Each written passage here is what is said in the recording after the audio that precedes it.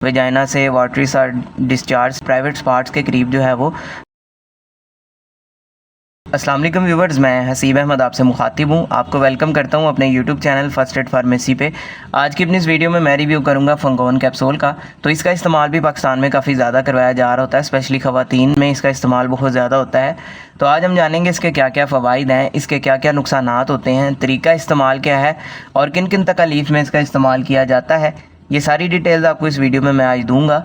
लेकिन उससे पहले आपसे गुजारिश है कि अगर आप मेरे चैनल पर न्यू आए हैं, वीडियो को लाइक कर लें, चैनल को भी सब्सक्राइब कर लें, साथ बेल आइकन को दबा दें ताकि मेरी आने वाली इन्फॉर्मेटिव वीडियोस आप तक पहुंचती रहें। तो चलते अपनी वीडियो की तरफ। ब्रांड नेम है जिसका फंगोन, जिसको बना रहा है जी सामी फार्मा, एक अच्छा फार्मा है। कीमत की बात की जाए तो 245 रुपीज़ में आपको ये एक कैप्सूल मिल जाता है। अब बात करते हैं इसके अंदर मौजूद दवा की। तो इसके अंदर मौजूद है फ्लूकोनाजोल। तो ये बेसिकली एक एंटी फंगल दवा है जिसका इस्तेमाल किया जा रहा होता है मुख्तलिफ तरह के फंगल इन्फेक्शंस को ट्रीट करने के लिए। अब जिन फंगल इन्फेक्शंस को ट्रीट करने के लिए सबसे ज़्यादा इसका इस्तेमाल होता है, उसमें पहले नंबर पर आ जाता है वेजाइनल कैंडिडियासिस। इसमें होता यह है कि ख़वातीन में वेजाइना में फंगल इन्फेक्शन हो जाता है, जिसकी वजह से फिर वेजाइना से वाटरी सा डिस्चार्ज स्टार्ट हो जाता है, शदीद जलन होती है, पेशाब करते वक्त भी दर्द तकलीफ़ का सामना करना पड़ता है। तो इस तरह की कंडीशन में वेजाइनल कैंडिडियासिस को ट्रीट करने में ख़वातीन में इसका इस्तेमाल किया जाता है। इसके अलावा इसका इस्तेमाल किया जा रहा होता है ईसोफेजल कैंडिडियासिस में। इसमें होता यह है कि ये जो आपकी ग़िज़ा की नाली है जिसको ईसोफेगस बोलते हैं, उसमें जो है फंगल इन्फेक्शन हो जाता है, तो उसको ट्रीट करने में इसका इस्तेमाल किया जा रहा होता है। इसके अलावा ओरोफ्रेंजियल कैंडिडियासिस, इसमें होता ये है कि आपके मुंह में ओरल थ्रश, ये आपके मुंह में फंगल इन्फेक्शन हो जाता है, आपकी ज़ुबान पे जो है वो फंगल इन्फेक्शन हो जाता है, तो इसको ट्रीट करने में भी इसका इस्तेमाल किया जा रहा होता है। इसके अलावा टीनिया वर्सिकलर आ जाता है। इसमें होता ये है कि आपकी जिल्द पे जो है वो पैचेस बनना स्टार्ट हो जाते हैं, या पिक्चर साथ में चल रही है, इस तरह की कंडीशन हो जाती है। आपकी जिल्द पे जो है वो कलर जो है आपकी जिल्द का चेंज हो जाता है, आपके जिस्म की किसी हिस्से को भी ये मुतासिर कर सकता है। तो इस कंडीशन को ट्रीट करने में भी इसका इस्तेमाल हो रहा होता है। इसके अलावा आ जाता है टीनिया क्रूरस या जॉक इच जिसको बोलते हैं। इसमें होता ये है कि आपके प्राइवेट पार्ट्स के करीब जो है वो फंगल इन्फेक्शन देखने को मिलता है, जिसकी वजह से शदीद जलन होती है, मुतासरा जगह पे इचिंग होती है। तो इस कंडीशन को ट्रीट करने में भी इसका इस्तेमाल करवाया जा रहा होता है। इसके अलावा इसका इस्तेमाल होता है ओनिकोमाइकोसिस में। इसमें होता ये है कि आपके जो पैरों के नाखून हैं या आपके उंगलियों के नाखून हैं जो वो मुतासिर होते हैं, उनकी साख्त जो है वो ख़राब होना स्टार्ट हो जाती है।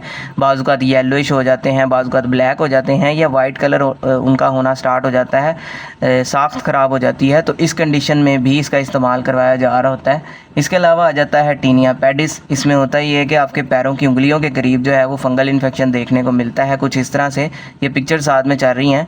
तो इस कंडीशन को ट्रीट करने में भी इसका इस्तेमाल किया जा रहा होता है। इसके अलावा इसका इस्तेमाल किया जा रहा होता है रिंग वॉर्म्स में, यानी अगर आपके जिल्द के किसी भी हिस्से पर रिंग की शक्ल में फंगल इन्फेक्शन हो जाता है, ये पिक्चर साथ में चल रही है, अगर इस तरह की कंडीशन हो जाती है तो इसको ट्रीट करने में भी इसका इस्तेमाल करवाया जा रहा होता है। इसके अलावा भी अगर आपके जिल्द के किसी हिस्से पर फंगल इन्फेक्शन हो जाता है तो उसको ट्रीट करने में इसका इस्तेमाल भी किया जा सकता है।